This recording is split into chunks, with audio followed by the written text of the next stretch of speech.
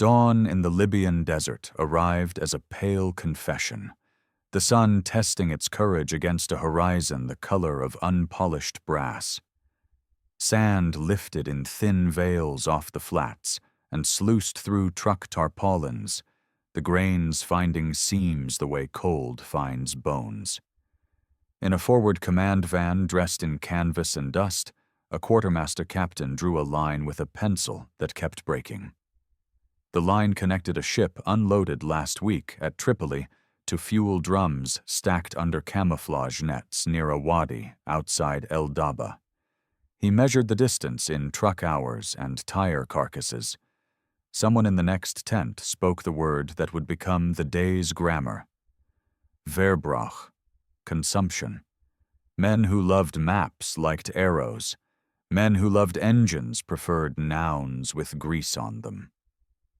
Behind the captain, a radio murmured names of convoys in a cadence the sea ignored. Out on the hard pan, a column of Opel Blitz trucks clattered east with a load of gasoline that would mostly become heat and dust before it could become motion for tanks. In the far distance, a thin, predatory line of hurricanes and kitty hawks stitched the sky with the thought of interruption. Somewhere between the docks and the gun lines, the legend of the Desert Fox met a ledger. Erwin Rommel's fame grew early in North Africa because motion felt like victory, and he could make motion feel inevitable. In 1941-42, he stretched the British Eighth Army as if the desert were elastic, turning retreats into pursuits with a style that taught both friend and enemy to expect the next trick to be better than the last.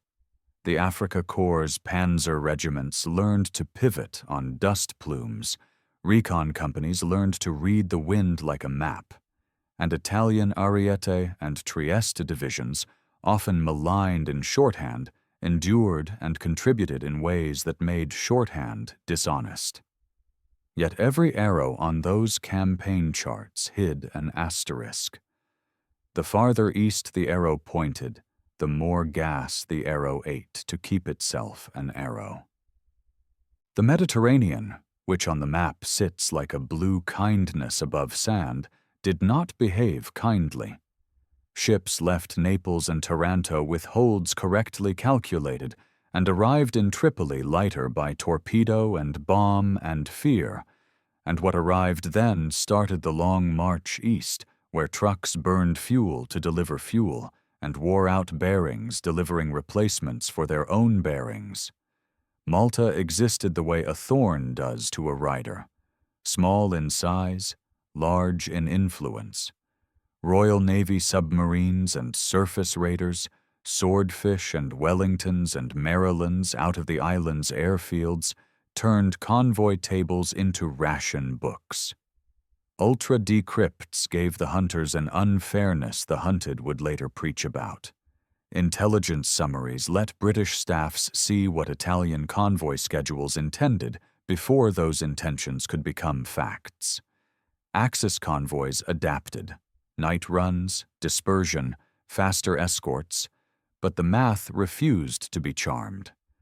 A force that needed tens of thousands of tons per month often received far less, and of what arrived, only a fraction reached the forward maintenance parks.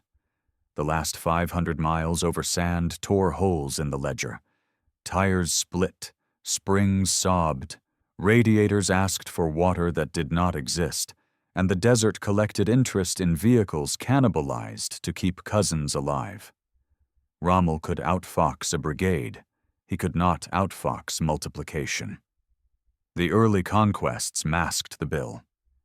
In January 1942, Benghazi fell and the road shortened. In June, Tobruk fell. June 21st, a windfall of fuel, food, and pride. Photographs from the harbor show a mess of wreckage and arithmetic. Germans and Italians found dumps that made their planners breathe like men who had mislaid their wallets and then found them in last year's coat. For a week, the war felt as if it had pivoted for good.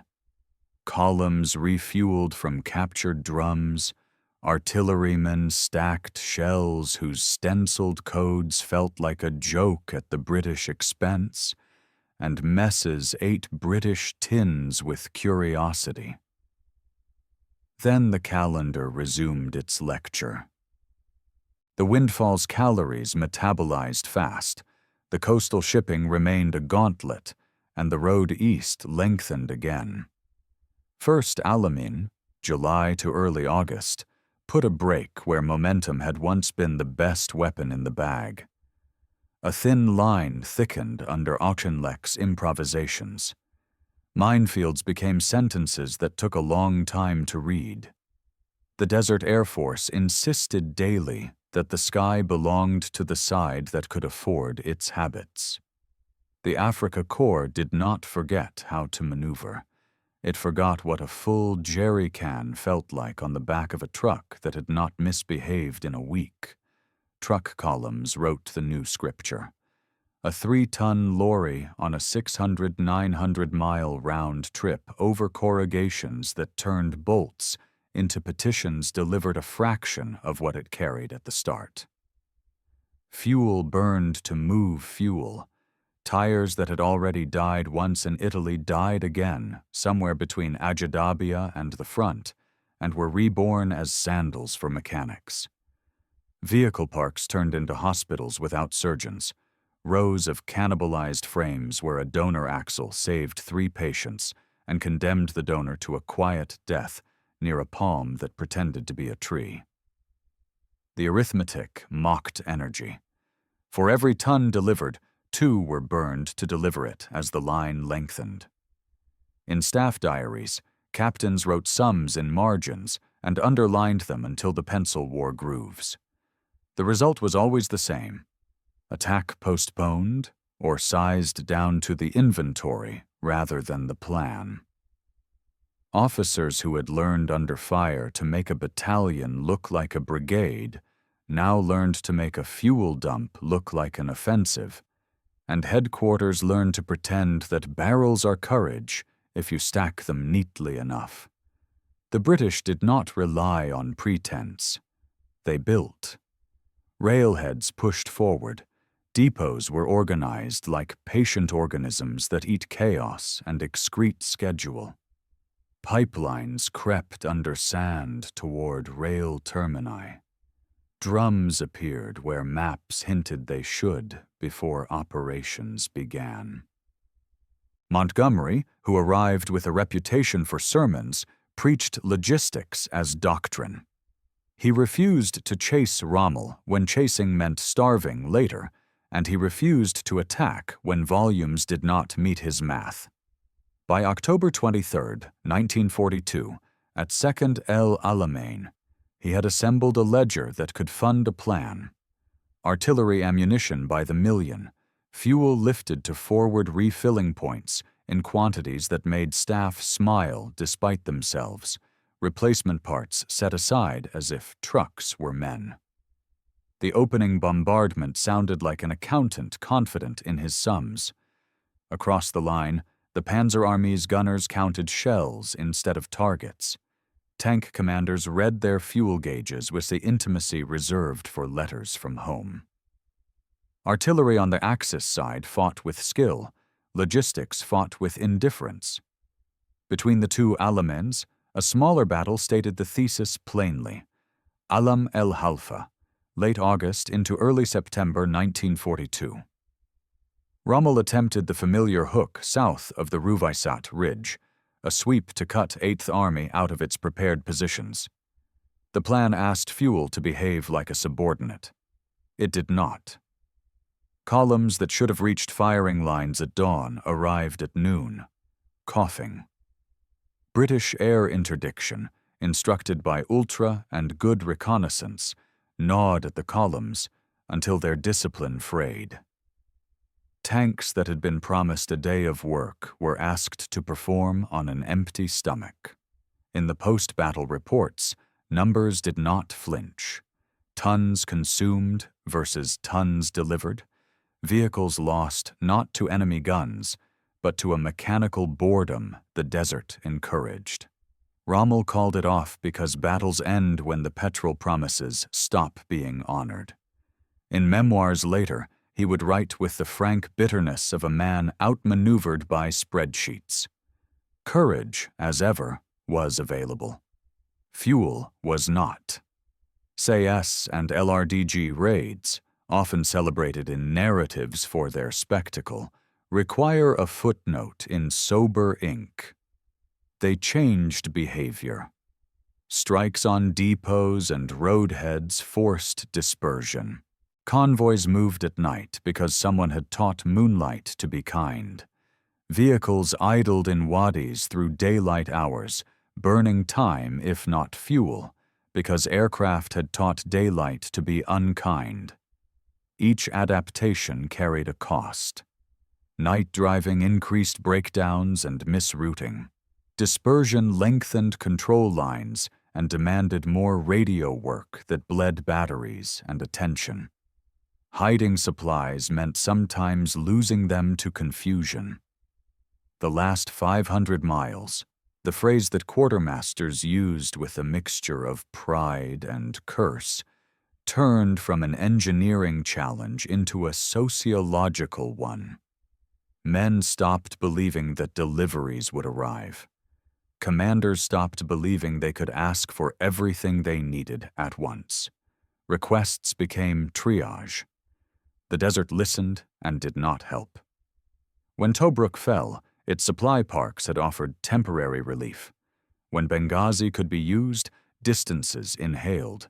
When Tripoli had to carry the burden alone, the front starved. Italian shipping, brave and insufficient, did not lack for gallantry.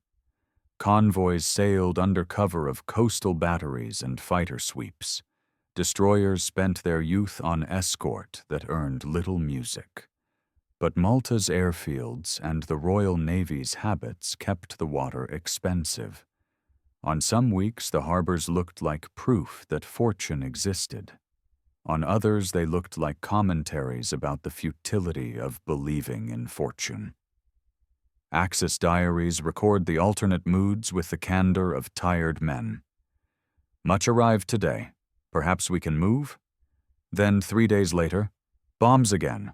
Lost 2 ships. Impossible. A theater can be won by men with better moods if those moods come from warehouses rather than adjectives. At the sharp end, the price of each delivered shell rose with every mile the line moved. A gun crew outside Tel El Isa received 30 rounds where it needed 50, and made the 30 seem sufficient through fire discipline that made gunnery manuals proud and souls tired. Tank officers taught themselves to convert meters on the desert floor into liters in the fuel tank, and they learned to think of maneuvers in terms of reciprocal consumption. If we move left to cut that battalion moves right to deny us its carcass. Combined arms integrated with a parsimony that the doctrine students at staff colleges do not highlight in their flashcards. Infantry attacks launched to save armor's fuel, armor poised to exploit, but forbidden to chase, because chasing meant evaporating. On days when fuel drum allotments rose by accident or gift, the battlefield looked briefly like joy. On days when they fell, the battlefield looked like a lecture on humility delivered to men with sand in their teeth. The RAF and Desert Air Force did not simply blast targets, they rationed enemy time. Bombing railheads forced transshipments, attacks on road columns forced men to choose between speed and camouflage. Fighter bombers over harbors turned lunch into a verb performed standing up and in haste. Over and over, Ultra's dry summaries guided aircraft and submarines into lanes at moments when a single torpedo or a string of bombs changed a month's arithmetic. British reports contain a tone that some find smug and others find professional. Convoy expected, attacked, One tanker sunk, expected deliveries reduced accordingly. The word accordingly is the sound logistics make when they win battles in most people's peripheral vision. Rommel's talent never deserted him. At Gazala he had danced. At Knightsbridge and the Cauldron he had rewritten misfortune into opportunity. Even at the Alameins he found ways to turn a defensive line into a series of puzzles. But puzzles do not refuel tanks. Staff diaries from Panzerarmee Afrika in the second half of 1942 read like arguments with reality. Columns of figures answered by columns of adjectives. The adjectives grew discouraged. In August, he wrote to OKW for more of everything, and in September he wrote he would do what he could with what he had, a sentence Stalin had written in a different climate. The Italian High Command, as harried by the sea as by the man, juggled priorities no one could honor simultaneously. The German High Command, infatuated with Russia, treated Africa like a theater that would forgive starvation if brilliance kept speaking. Brilliance went hoarse. Second El Alamein ended the argument with the courtesy of sustained proof. On October 23rd, a hurricane of artillery and mine clearing pushed into the Axis defenses in a tempo that respected math more than scenery. British engineers opened lanes under fire and under predictions that held. Dumps forward of railheads were full enough to feed 2 planes. When Rommel counterstruck, his panzers found their engines honest and their gauges cruel.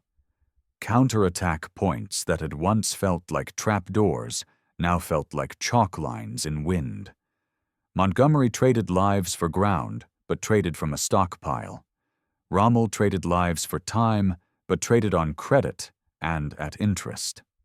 After November 11th, the retreat rolled west, not because the Afrika Korps had lost nerve, but because its rear had lost elbows.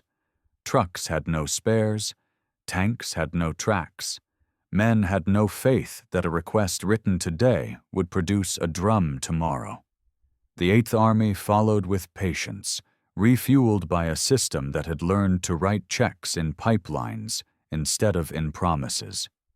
From Tripoli backward, the road looks simple on a tourist map. In 1942, it was a road that erased plans. A convoy leaving Tripoli could be interdicted off Pantelleria, spotted by a Maryland out of Malta, hit by Wellingtons, then survive to unload in darkness only to lose its cargo to a road attack 2 days later by a small group of men who specialized in appearing where wait seemed impossible. SAS and LRDG columns moved by night, as if night had been invented for them. They calibrated their nuisance to keep logistics nervous without spending themselves in heroics that cost too much. Their success cannot be measured solely in trucks burned. It must be measured in columns delayed because drivers waited for an escort that could not be everywhere at once, in commanders who canceled a daylight move because a rumor had gained the dignity of truth, in drums cached too carefully and then not found by the men who needed them. By winter 1942-43, as the Axis retreated towards the Mareth line, what had once been a drama became an epilogue written by accountants. The United States had entered the Mediterranean in tonnage rather than rumor. Torch landings opened new harbors that sang a different song about distance. Air power multiplied, not because pilots became nobler, but because fuel and bombs arrived on time. German diaries added another adjective to the ones already present: inevitable. The Afrika Korps still fought hard in places the map remembers: Kasserine for the Americans' learning pain, Mareth for the French memory, Wadi Akarit for the Allied jointness exam, but each action was bounded by the same wall: fuel available today versus tomorrow. The wall moved closer. The room got smaller. In May 1943, North Africa closed its book on the Axis in surrender, not because the story lacked heroes, but because the storehouses did not respect them. Men who lived it later tried to explain how it felt when a gauge ruled your imagination. One tanker wrote that he had learned to translate compass headings into miles and miles into cigarettes. The longer the leg, the longer the pause before lighting. Another wrote that he had begun to resent wind, as if wind had become an accomplice to the enemy by stealing momentum from a truck with a sick carburetor. A mechanic wrote that he could tell which trucks belonged to which battalions. By the way, the dust powdered their leaf springs. Units with bad routes vibrated a certain way. These are not strategic insights, and yet they are. Logistics is made of such resentments measured over seasons. When the resentments accumulate on one side of a front, the arrows turn backward. Rommel, who in 1941-42 had outfoxed nearly everyone, found himself parrying with empty hands against men who had learned to make the Mediterranean a machine. The desert, neutral to bravery, preferred machines. In October 1941, when Rommel bounced the frontier wire the first time, the surprise owed as much to British preoccupation with Greece and Crete as to German elan. But beneath the headlines, Italian freighters and tankers were already paying a toll. Merchant captains learned the names of their destroyer escorts, the way schoolchildren learn the names of saints. Some voyages felt blessed, others did not. A single torpedo mid-med turned a full manifest into math no one wanted to do. Quartermasters ashore developed the reflex of revising manifests in pencil. A convoy planned for Tripoli looked perfect on Monday, plausible on Wednesday, and theoretical by Friday. When cargoes were diverted to Benghazi to shorten the desert haul, submarine pens and RAF fields recalibrated their range circles accordingly. Each adaptation became the new baseline for the other side. In this seesaw, the Axis was heavier with obligations than with options. Every British interdiction that succeeded did not merely sink a ship. It expanded the desert by 100 miles in practice. Tripoli's quays became classrooms. Dockworkers, German, Italian, Libyan, moved drums as if they were bricks in a prayer wall, stacking them layer by layer in patterns that made sense to drivers who would arrive at dusk. The port's cranes groaned under loads their designers had envisioned for peacetime cargo. Everything smelled of fish, diesel, and a metallic salt that lived in the air like a tenant. In such places, time is a more vicious enemy than bombs. If a convoy arrived when a raid lashed the harbor, ships stood at anchor with their bellies full and their officers sick with knowledge. If the cranes broke, and cranes are snobs about maintenance, the queue turned ships into targets. The British understood this and tuned their raids not just for destruction, but for interruption. Half a day stolen at the dock reverberated 7 days later at a forward refuel point, like a slap delivered by a teacher long after the first offense. Desert haulage punished the idea of schedule. A column might depart on time and arrive when tires permitted, radiators forgave, and drivers did not wander by a compass hair so slight it could not be measured without a table.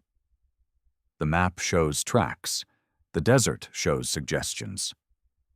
The proper trim of a lorry at 40 degrees Celsius is not a logistician's fantasy. It is the only way to keep water in a place that insists on making it go.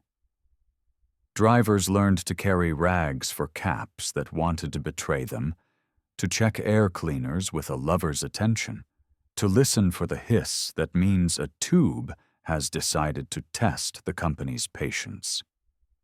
Mines laid by one side and not always remembered by that side taught the last 500 miles to be a moral test as well as a mechanical one.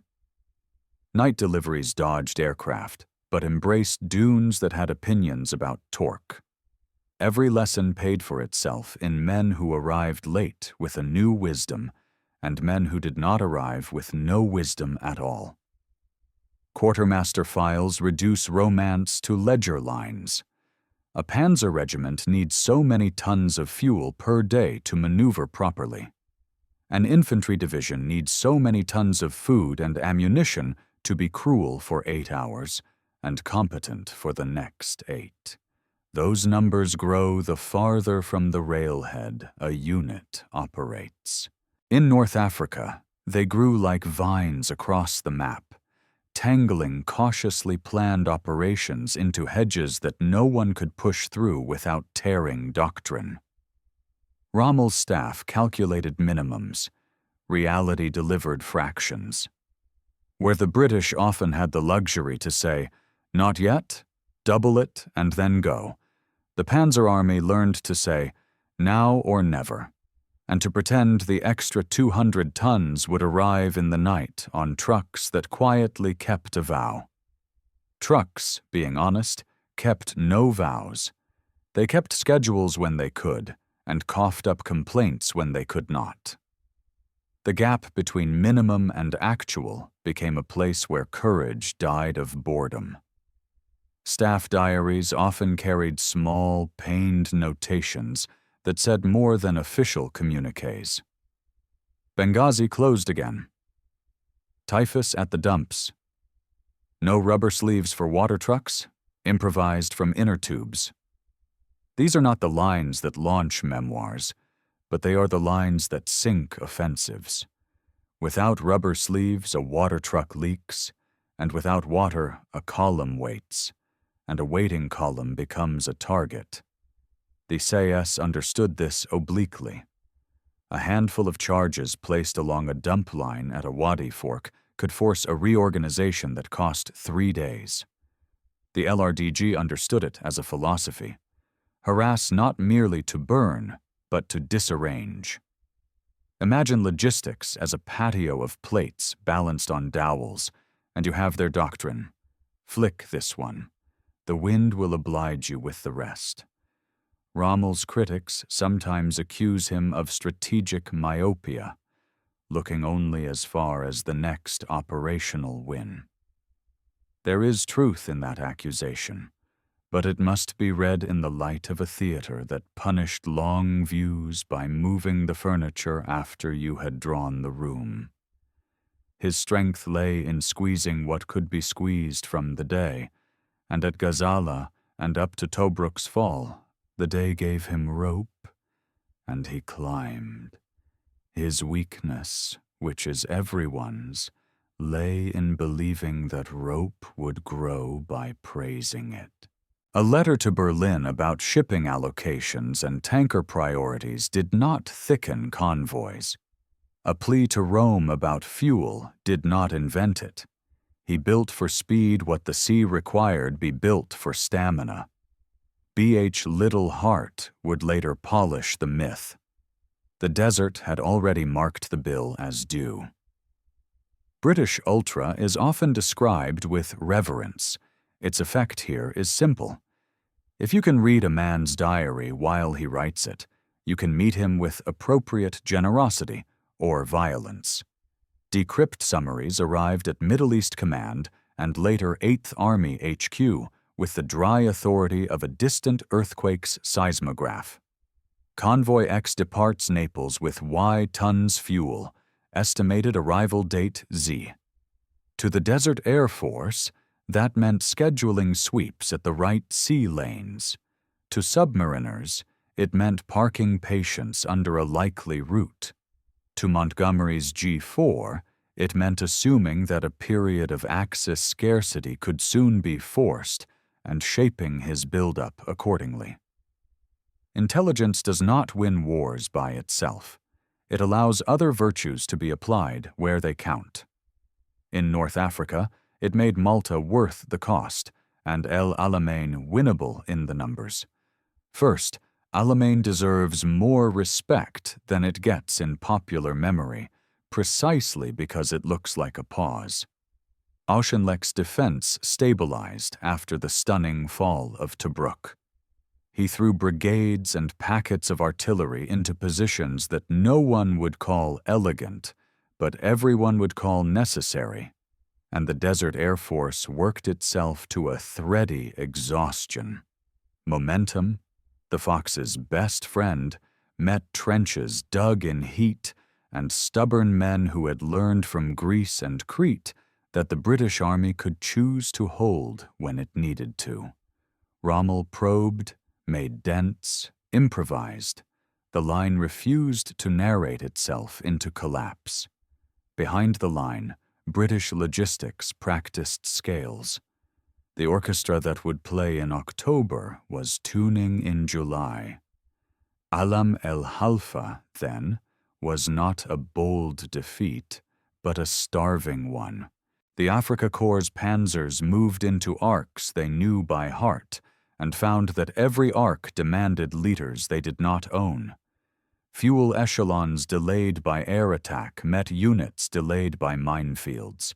Neither delay forgave the other. British armor, instructed not to be baited, did not chase. It sat and killed when fuel said it could, and lived to kill the next day when fuel said it could not. When Rommel pulled back, he did so not from fear of being beaten by maneuver, but from knowledge of being betrayed by subtraction. Histories sometimes write this as a failure of nerve. It was, precisely, a success of arithmetic. Second El Alamein's industrial opera began weeks before the first gun fired. Pipelines telescoped forward behind engineers who knew exactly how many gallons a brigade burns in a feint, and how many more in a breakthrough. Railheads stacked ammunition with a hostility to chaos that would have made a Prussian proud. The medical service stocked blood and bandages in the same cargoes that carried shells, because the British had learned the hard way that supplies you intend to use and supplies you hope not to need travel best together. When the night of October 23rd pulsed with artillery, it did so because men with slide rules had spoken benedictions months earlier. Rommel's front held in places no narrator would have predicted. It broke where barrels and boxes said it would break. In the morning, the desert did not look different. The math did. Retreat is a test of logistics more severe than pursuit. The Panzerarmee's columns moving west after November did so without the benefit of dumps prepared in depth. The policy had been to move forward fast and let dumps catch up. Dumps, unlike stories, hate to catch up. British armored car regiments and light forces gnawed at convoys that had preferred to be invisible. The RAF made road watch a career choice. Pilots who learned the color of every wadi and the timing of shadows so that the same trucks could be caught again 2 hours later under a different camouflage net. By the time the Axis reached Buerat and then the Mereth line, the theater had changed scale. American weight arrived through Algiers, Bone, and Tunis. The Desert Fox discovered that deserts have more than one horizon. The psychological toll of empty tanks rarely receives the same respect as the tactical results, but ask a veteran, and he will aim the conversation there unprompted. Infantry can be brave on short rations for a day and on half rations for a week if victory smells near. Tankers live by gauges. When the needle lies, hope shrinks to the size of a jerry can. Officers began to confuse reluctance with prudence in subordinates, and to write cautions into orders that read like accusations. Unit cohesion is a property of confidence. Logistics loans it and demands interest. In late 1942, Axis cohesion paid interest it could not afford. Italians who had stood well at Gazala and Knightsbridge found themselves written off by German neighbors who mistook emptiness for cowardice. Germans who had loved their commander's audacity found themselves resenting his requests, as if audacity could be poured into tanks. The desert observed the argument with professional neutrality. There is a final mechanics lesson tucked into the sands. Bearings, tires, filters. The trifles defeated genius. Bearings howled and seized. Tires shredded into bands the color of defeat. Filters became mud made of air. Panzer divisions counted their gun barrels and their ready tanks. The true barometer was a pile of tires behind a workshop, where a corporal did the savage arithmetic of who would get the last new set. When historians praise dispersion and movement in the desert, they are praising tires. When they lament the failure to exploit a gap, they are mourning bearings. It is not ignoble to say so. It is honest. In the end, Rommel's legend met the accountant's line. The fox remained clever. The henhouse moved farther each week. Deserts reward patience and systems, not audacity alone. When shipping lanes narrowed, when columns thinned, when mines and air turned hours into days, the sums stopped working. The desert fox did not forget how to hunt. The desert simply stopped feeding him. In the end, Rommel's legend met the accountant's line. The fox remained clever. The henhouse moved farther each week. Deserts reward patience and systems, not audacity alone. When shipping lanes narrowed, when columns thinned, when mines and air turned hours into days, the sums stopped working. The desert fox did not forget how to hunt. The desert simply stopped feeding him. In the end, Rommel's legend met the accountant's line. The fox remained clever. The henhouse moved farther each week. Deserts reward patience and systems, not audacity alone. When shipping lanes narrowed, when columns thinned, when mines and air turned hours into days, the sums stopped working. The desert fox did not forget how to hunt. The desert simply stopped feeding him. In the end, Rommel's legend met the accountant's line. The fox remained clever. The henhouse moved farther each week. Deserts reward patience and systems, not audacity alone. When shipping lanes narrowed, when columns thinned, when mines and air turned hours into days, the sums stopped working. The desert fox did not forget how to hunt. The desert simply stopped feeding him. In the end, Rommel's legend met the accountant's line. The fox remained clever. The henhouse moved farther each week. Deserts reward patience and systems, not audacity alone. When shipping lanes narrowed, when columns thinned, when mines and air turned hours into days, the sums stopped working. The desert fox did not forget how to hunt. The desert simply stopped feeding him. In the end, Rommel's legend met the accountant's line. The fox remained clever. The henhouse moved farther each week. Deserts reward patience and systems, not audacity alone. When shipping lanes narrowed, when columns thinned, when mines and air turned hours into days, the sums stopped working. The desert fox did not forget how to hunt. The desert simply stopped feeding him. In the end, Rommel's legend met the accountant's line. The fox remained clever. The henhouse moved farther each week. Deserts reward patience and systems, not audacity alone. When shipping lanes narrowed, when columns thinned, when mines and air turned hours into days, the sums stopped working. The desert fox did not forget how to hunt. The desert simply stopped feeding him. In the end, Rommel's legend met the accountant's line. The fox remained clever. The henhouse moved farther each week. Deserts reward patience and systems, not audacity alone. When shipping lanes narrowed, when columns thinned, when mines and air turned hours into days, the sums stopped working. The desert fox did not forget how to hunt. The desert simply stopped feeding him. In the end, Rommel's legend met the accountant's line. The fox remained clever. The henhouse moved farther each week. Deserts reward patience and systems, not audacity alone. When shipping lanes narrowed, when columns thinned, when mines and air turned hours into days, the sums stopped working. The desert fox did not forget how to hunt. The desert simply stopped feeding him.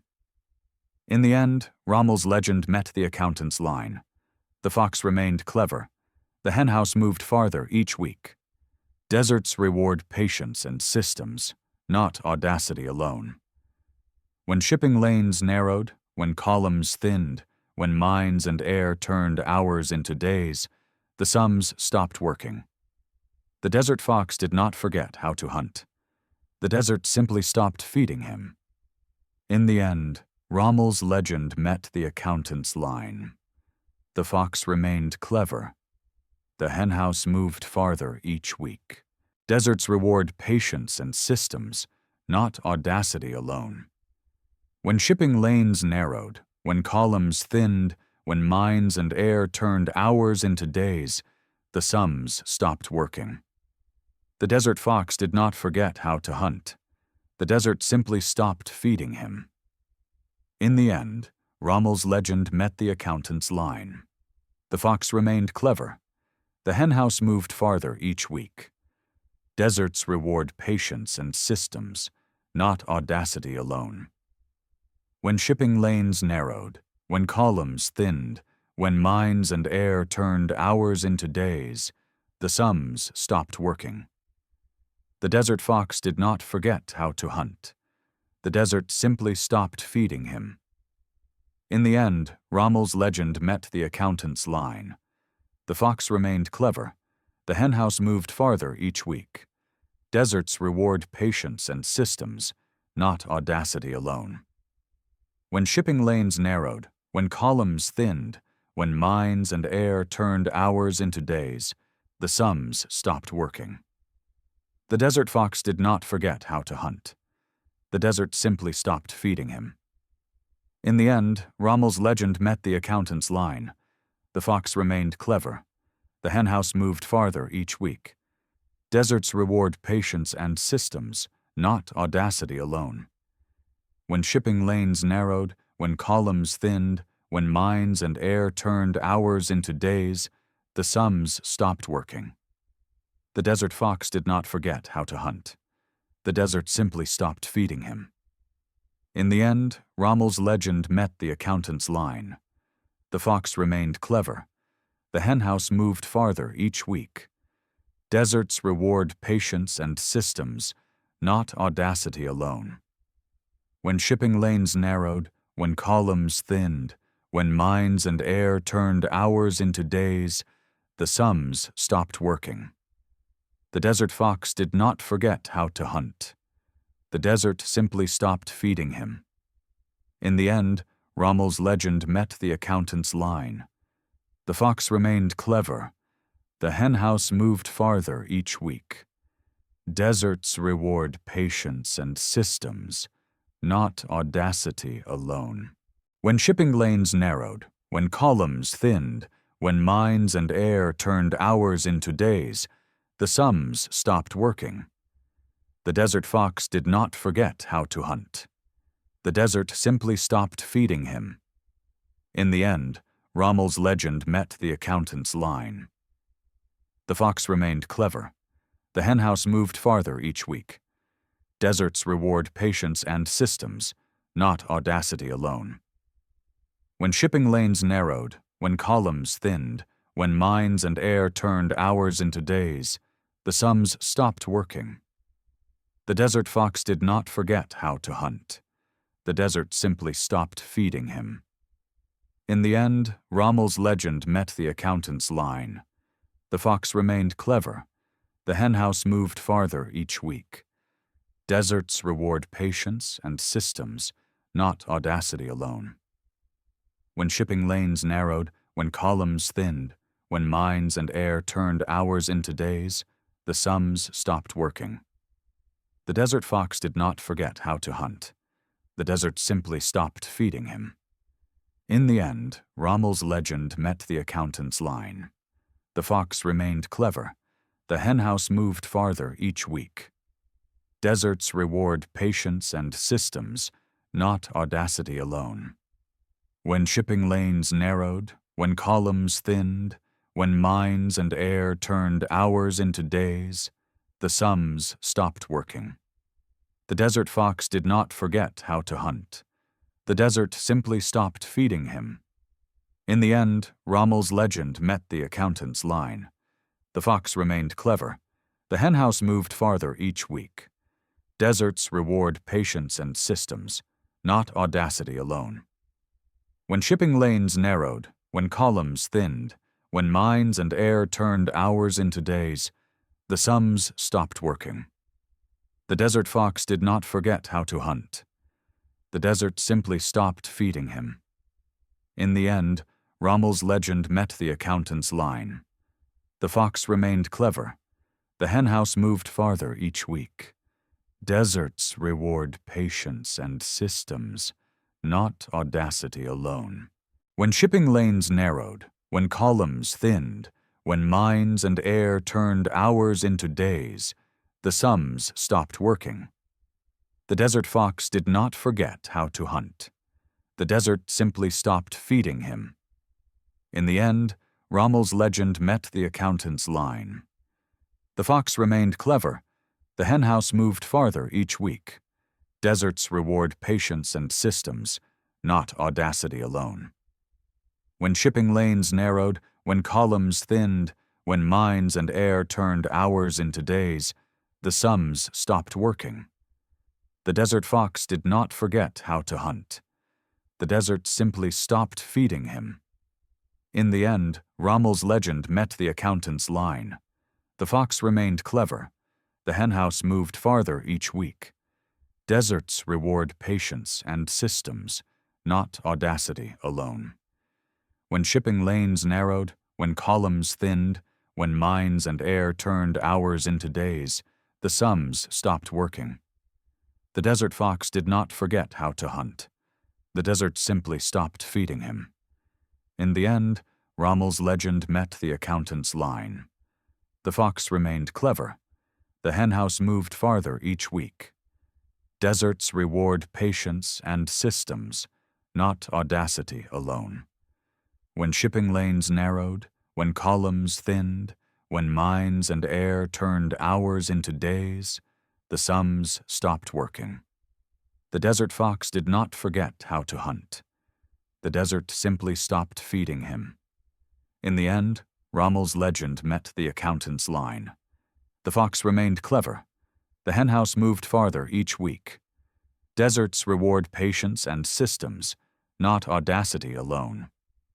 When shipping lanes narrowed, when columns thinned, when mines and air turned hours into days, the sums stopped working. The desert fox did not forget how to hunt. The desert simply stopped feeding him. In the end, Rommel's legend met the accountant's line.